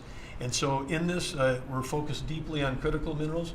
The Biden administration put us in a real predicament right now. The whole trade team, the whole cabinet, Susie's jumping in, leadership across everybody in the National Energy Dominance Council. But of the top 20 critical and rare earth minerals that we need for defense, that we need for industry, China's controlling 85% of the refining for that. So we are running at warp speed 7 days a week to try to put ourselves back in business in that way. So, and I want to just close out by saying a couple other things. One is the border. Few people realize that 41% of the southern border is in Department of Interior. And then we've got a few more percent that come with Brooke and with the Forest Service. But that's been a risk area. Part of the reason everyone was pouring into our country, Biden wasn't enforcing the border laws. They definitely weren't enforcing it on public lands. And so again, using tying two presidents that had a great propensity for action, Theodore Roosevelt in 1907 created what was called the Roosevelt Reservation, 60-foot strip that go from Texas all the way to the Pacific Ocean, because he was worried in some future state there might be smuggling. I don't think he was anticipating human smuggling and fentanyl trafficking, but that has been largely unused. He gave us the authority to transfer that, and so working with Christie and working with Pete, we've transferred that to the DOD. So transferring land from the other agencies like Interior to the Department of Defense, then as Pete said, they can do the detain and assist with the military. And having been down at the border multiple times in recent week, I can confirm everything Christie said. The enthusiasm, the morale of that group is exactly 100% opposite of when Christie and I were down there as governors. I had Border Patrol people say, they were multi-generational service in that law enforcement that said, my wife and I are telling our children never to go into this thing, to go into Border Patrol. People this time were saying, I got a 17-year-old. As soon as they turn 18-year-old, they're signing up. My wife is thrilled. They're going into law enforcement. They're so proud to be serving with you. Everybody I've met, whether it's in a coal mine or at the border, law enforcement, the one thing they say on those trips is, please thank President Trump from all of us, the change that you're making. And I want to say especially this became very dear when we last week renamed a U.S. Wildlife Refuge in honor of Jocelyn Nungare. Jocelyn Nungare, of course, lost her life tragically to illegal Venezuelan gang members in this country in a horrific way. But her mother, Alexis, was at that ceremony. Her grandmother was there, and Jocelyn's great-grandmother was there. There 3 other generations of that family were there. They all wanted to pass on their thank you to you too, and we've secured her name forever as a sanctuary, and really is saying that every child, every 12-year-old, every child in America should be safe in their own communities, and you've dedicated a beautiful piece on the coast in honor of her. So, President Trump, in your first term when I had a chance to work with you as governor, you were courageous. The thing that's empowering this amazing group of people around this table, and you've probably assembled the greatest cabinet ever, is that this time you're not just courageous, you're actually fearless. And it's your fearlessness to take on the issues that other presidents would not touch, whether it's the work that we're doing with successfully streamlining and right-sizing government, or whether it's taking on the issues at the border, or whether it's embracing the power we need to win the arms race. You're fearlessly doing that, and that creates it just all of us can sprint because you're running ahead. So thank you. Thank you, Doug. And you are doing a great job. And with Chris, that's a pretty much unbeatable combination, I have to tell you. So thank you both very much. Thank you, Doug. It's great. Marco? Well, it's not easy to go last after all these reports that have come here. First of all, Mr. So better be good, and I'll be short as well. A couple things, Mr. President. I think you deserve a lot of credit for 2 things. The first is assembling this great team of people. Some of whom I've known for a long time, others who I've gotten to know during this period of time, but putting together a team, not just of talented individuals, but that work well together, is something never going to be reported on in the media or fully seen, but it happens every single day. For the most part, I interact with almost everyone around this table at some level, and because of Secretary Kennedy, I'm afraid to eat anything. So in front of him, yeah. He said Tootsie Rolls are okay in moderation. So. But it's a great team. And here's the second, and I tell this to people all the time. This is incredibly rewarding service, and you hear it in everyone's voices. Traditionally, in the past, and it's one of the problems we got in as a country, is presidents would say, okay, let's go do something, and then they would have to do a study, and then a study on the study, and then a long internal deliberative process, and by the time you got to it, it was too late, or somebody had forgotten it. In this administration, it's moving. You know the direction because you know why you were elected. The American people elected you very clearly, and basically it's measured, I used to say by days and weeks, now it's measured by hours and minutes, but action is happening. And that's what people want to see. And let me talk about foreign policy in particular, because I'm not sure this is fully appreciated. This president inherited 30 years of foreign policy that was built around what was good for the world. In essence, the decisions we made as a government in trade and foreign policy was basically, is it good for the world? Is it good for the global community? And under President Trump, we're making a foreign policy now that's, was it good for America? I was appointed by you and confirmed by the Senate to be the head of the United States Department of State. Not the World Department of State, not the Global Department of State, the United States Department of State. And what that means is our foreign policy is guided by 3 things. Does it make America stronger? Does it make America safer? And does it make America richer? If something doesn't do one of those 3 things, and hopefully all 3 of those things, we're not doing it. Now, we went out and hired a consulting firm to help us organize ourselves. Luckily, they were free. They're called the Department of Government Efficiency. And they helped us do a couple things. Number 1 is our foreign aid. We were funding some crazy stuff. Crazy stuff.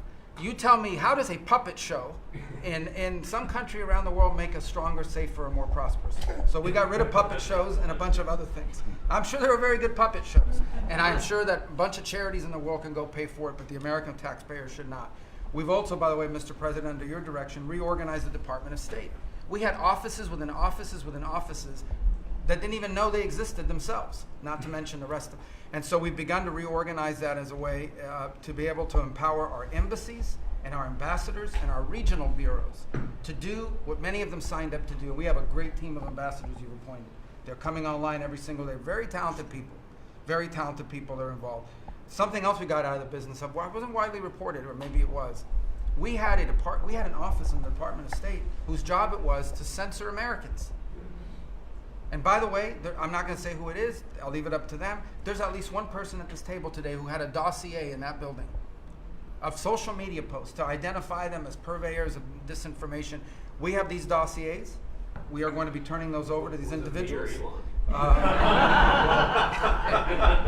We can follow up with the media.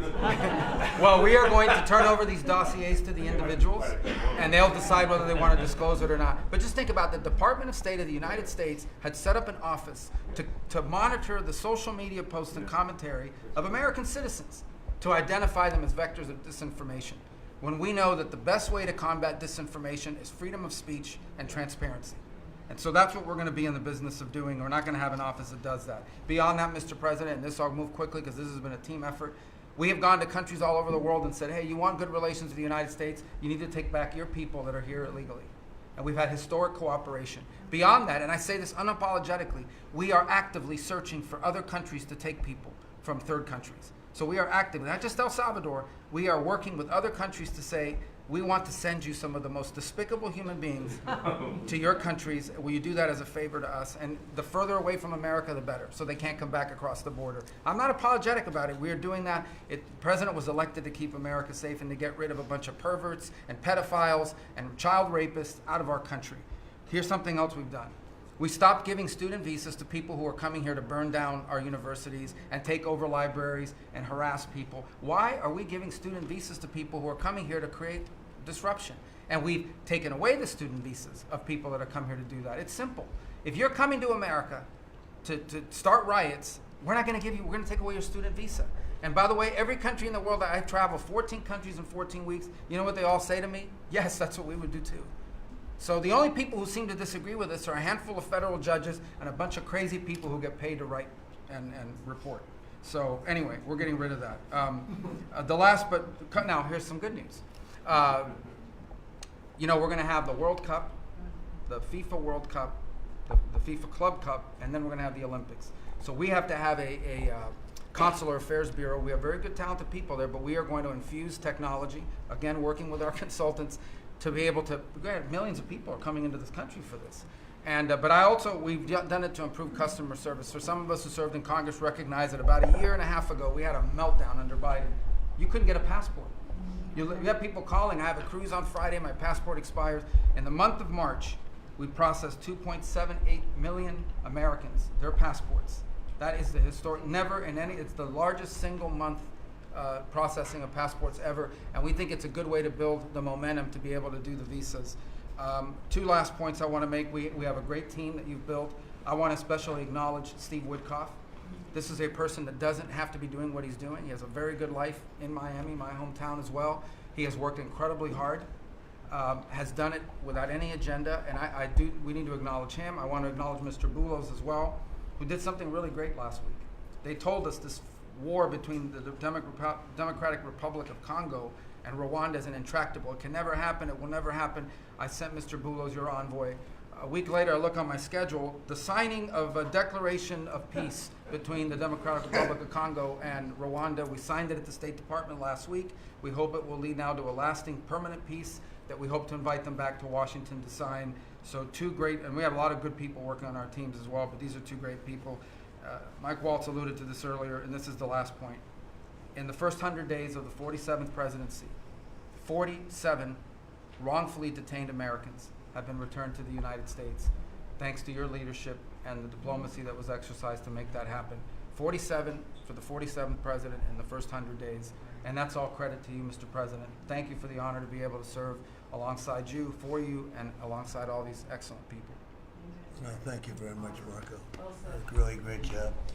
So, I've been involved in a lot of groups of people over the years, good groups, bad groups, all types of groups. But I have been involved in some incredible groups, but I've never been more proud and impressed, frankly. Impressed is maybe even more important but I've never been more proud or impressed than I am with this group. This is an amazing group of people, and I hope some of those television cameras were blazing and it was on so people could watch this because, frankly, no matter who you are, no matter where you come from, this is an impressive group of people.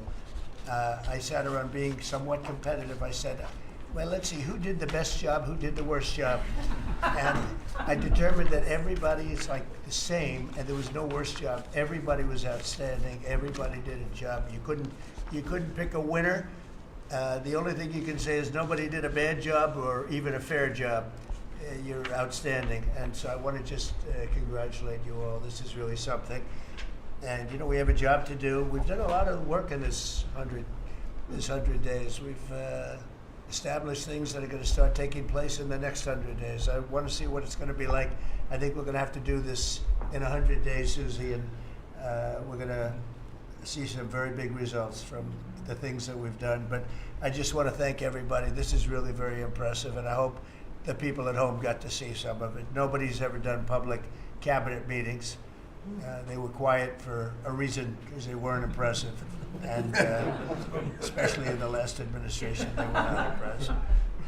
But I just want to say that we're very proud of you, and I am in particular. Thank you all very much. Great job, and I think we're going to have some tremendous success for our country. And I don't know, it doesn't seem like a time to be asking questions. That was so impressive, that to be taking questions, why did you do this? Why did you do that? It just doesn't seem to be appropriate.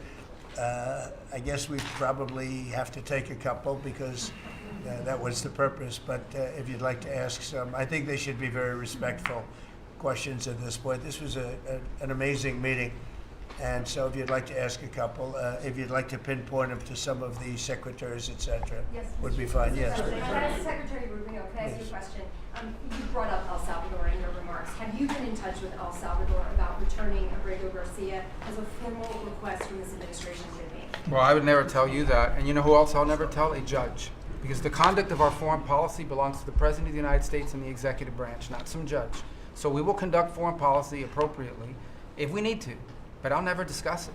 And no one will ever make us discuss it because that's how foreign policy works. Mr. President, yesterday you told ABC News, Mr. President, you told ABC News yesterday that you could get Abrego Garcia back if you wanted to. Do you think President Bukele would turn you down if you made that request? I really don't know. I know that he's been a great friend of our country. He's gotten a lot less money than this would take from us if we were going to build these jails and do what he's doing. And they run a very professional operation. I don't know. I haven't spoken to him. I really leave that to the lawyers, and I take my advice from Pam and everybody that is very much involved. They know the laws, and we follow the laws exactly. Mr. President, yeah, please. Transition, sir. You frequently took credit for the stock market highs. You said it was a reflection of how well you were doing in the polls, and then after you were elected, you said the stock market highs were a reflection of how well the transition is going and the American people's confidence in your incoming administration.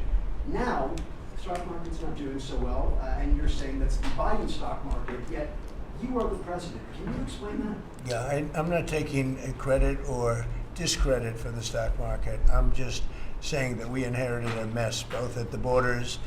You could look at every single one of the people here, and no matter who it is, they're doing better, and they are far superior to what took place for 4 years before us. When you look at prisoners being allowed to come into our country at will, just at will, people from mental institutions, gang members, drug dealers, when you look at that, what they've done to our country, and also having to do with finance, look at what happened with inflation. We had the worst inflation probably in the history of our country. They say 48 years, but I would say in the history of our country, it ate away at people. And even though you saw a stock market going up somewhat, because in my case, I had the biggest stock market increase, 88% in the last term, in my last term. But I don't view the stock market as the end all. It's an indicator. But what the stock market really tells you, and when you look at the stock market in this case, is it says how bad a situation we inherited. This is a quarter that we looked at today, and we took all of us together. We came in on January 20th.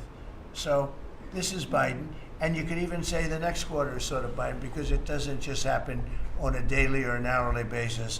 But we're turning it around. It's a big ship to turn around, and we're going to have the greatest country financially in the history of the world, I believe. I think we're going to do things that, and we had to do it. We reset the table. Every single country, with just about without exception. I'd have to really think hard for who hasn't taken advantage. And I don't even blame those countries. I blame the person that was sitting right here where I am for allowing it to happen, where our country was ripped off on trade, hundreds of billions of dollars. And now we're doing better than we've done in a long time. You know, we were losing $4 to $5 to even $6 billion a day on trade with Biden. And now we have it down to a very manageable number, and the tariffs, for the most part, haven't even kicked in yet. So that's the way. Stock markets, to me, are an indication, but the big indication is what's happening, and the people around the table know what's happening. The You said that deal during- is set to be signed in 24 hours or What? so. Say it. Is it true that the Ukraine minerals deal is about to be signed in the next 24 hours or so? There's some reports saying that. And if it's true, has the deal changed at all from the last time we heard about it? Well, I'll ask Scott to answer the question because he's responsible for it. Yeah, our side's ready to sign. Ukraine decided last night to make some last-minute changes. We're sure that they will reconsider that, and we are ready to sign this afternoon if they are. Can you talk about those last minute changes? What was removed or put in its place? Nothing's been removed. It's the same agreement that we agreed to on the weekend. No changes on our side. Just to put that in perspective, though, when I came here, I said, how much money have we given to Ukraine? The real number is about $350 billion. It's unthinkable. And we had no security, we had no nothing. We were just pouring money there, unsecured money, putting it in banks, and anybody could have taken it out. You know, anybody over there, it was their decision. I've never seen anything like it. Europe, on the other hand, which is obviously that whole situation is much more important to Europe because we have an ocean in between. But Europe gave about $100 billion. It's a lot of money. It's a big sacrifice they made also. But they gave much less than we did. And their money is secured, totally secured, by deposits in banks. The deposits are largely Russian deposits. That's what Europe did, but their money is secured. So they gave $100 billion totally secured. We gave money like it's throwing it out the window. And it was done by Biden, and this is Biden's war. This isn't Trump's war. I'm trying to get out. And more than the money, they're losing about 5,000 young Russian and Ukrainian soldiers a week, mostly. There's some people also being killed in towns where missiles should not have been shot, small cities and towns. But we are trying to save the lives of about 5,000 young, mostly soldiers, that are losing their lives a week. I see satellite photos, probably off one of his satellites, come to think of it, but I see satellite photos every week of fields with arms and heads and legs scattered all over. It's a violent, violent, horrible situation. And more important than the money, I want to save the lives of people from other countries that are dying so stupidly, so needlessly, and they're dying. But I said, what are we doing? How did we get into this war? It would have never happened if I were president. Everybody knows, and it didn't happen for 4 years. Wasn't even thought of. I discussed it with President Putin a lot. Ukraine was the apple of his eye, but there was no way he was going to do anything. Zero chance. And I said, you know, we feel foolish. The Europeans are putting up money. It's totally secure. They get the money back. We're putting up much more money. We have absolutely nothing. And I didn't want to make a complicated deal. I didn't want to make a deal that couldn't be made because Ukraine doesn't have very much money. They're going through a very bad period of time. It's been brutal. But I felt very foolish being in charge. So I said, well, we want something for our efforts beyond what you would think would be acceptable. And we said rare earth. They have very good rare earth. As you know, we're looking for rare earth all the time. Rare earth is called rare for a reason. And they have a lot. And we made a deal where our money is secure, where we can start digging and doing what we have to do. it's also good for them because you'll have an American presence at the site, Chris. And the American presence will, I think, keep a lot of bad actors out of the country, or certainly out of the area where we're doing the digging. So we made a deal, and I assume they're going to honor the deal.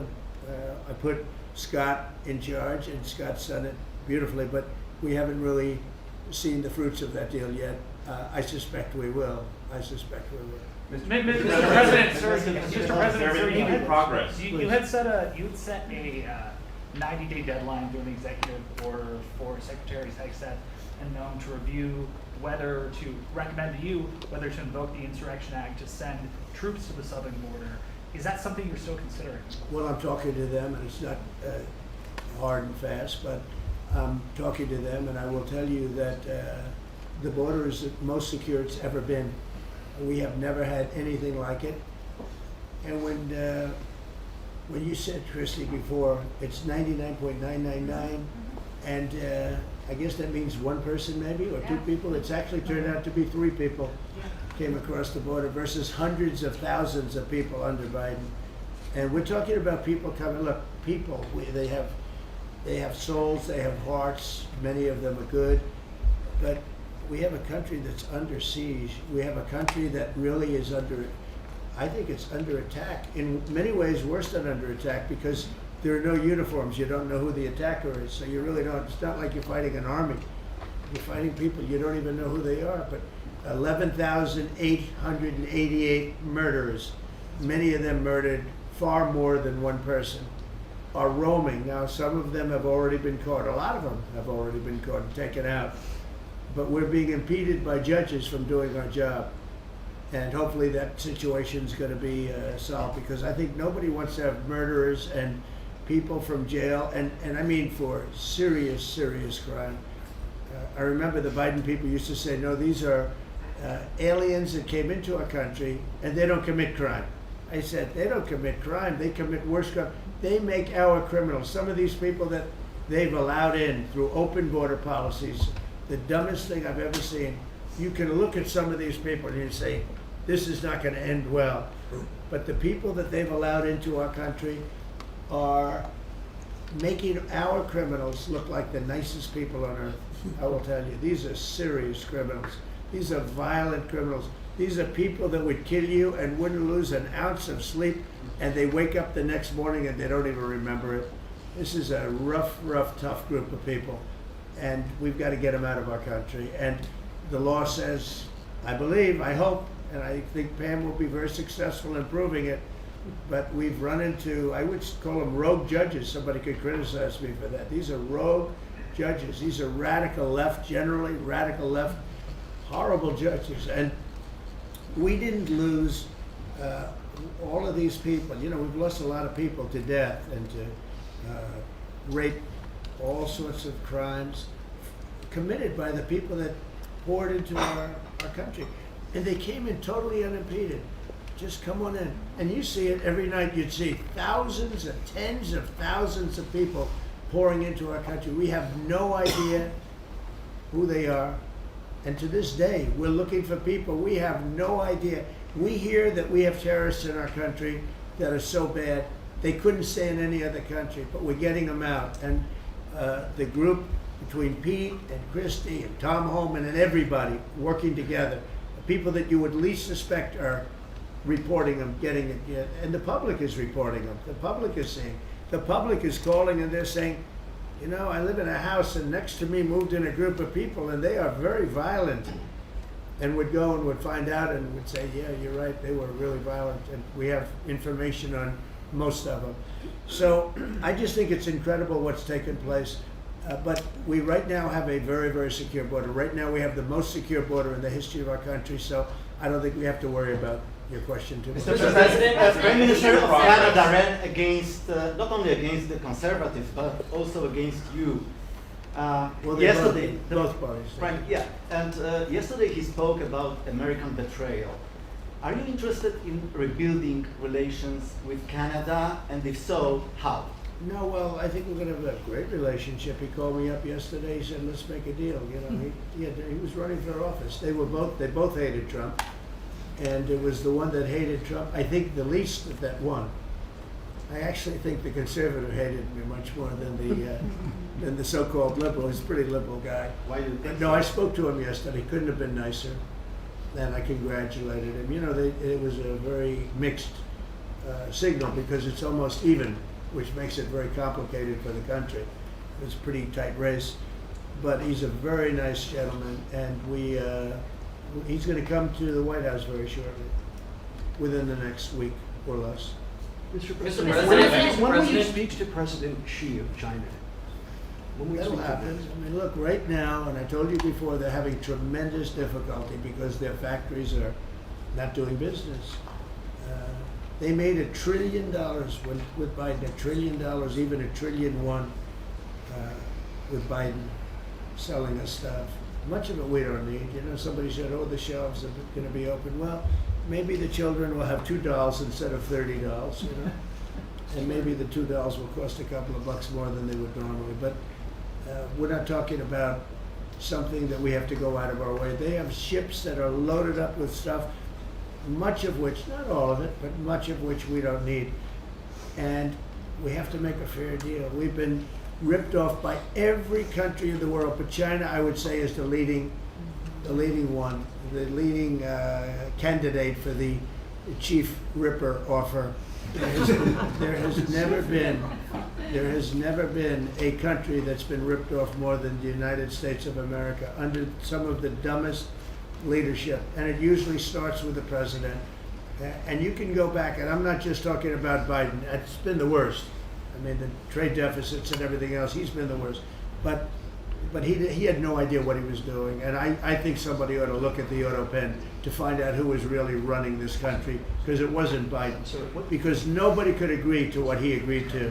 Sir, what's your message for the girl who doesn't He get put our her job? country at risk, at tremendous risk, and fiscal risk, financial risk.